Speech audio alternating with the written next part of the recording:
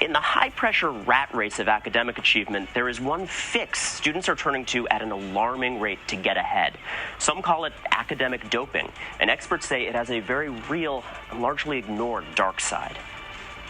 I took it and I was like, oh my God, why haven't I not been doing this? It's becoming a regular habit.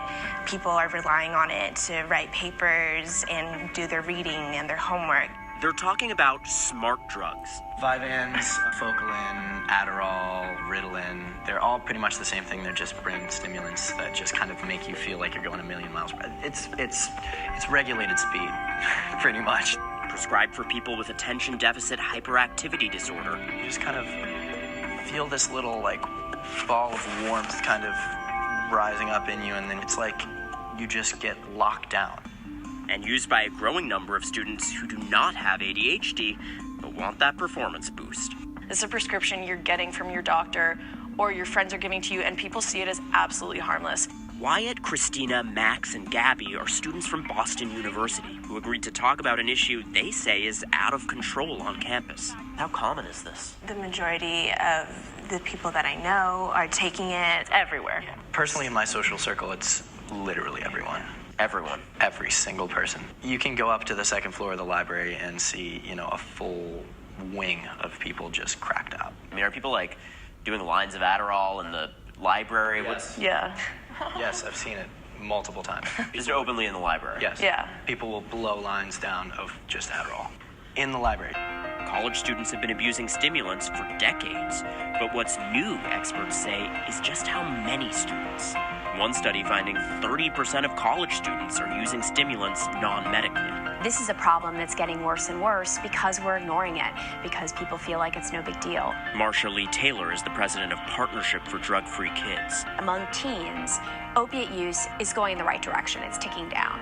But stimulant use, ADHD medications, is going in the wrong direction. It's going up.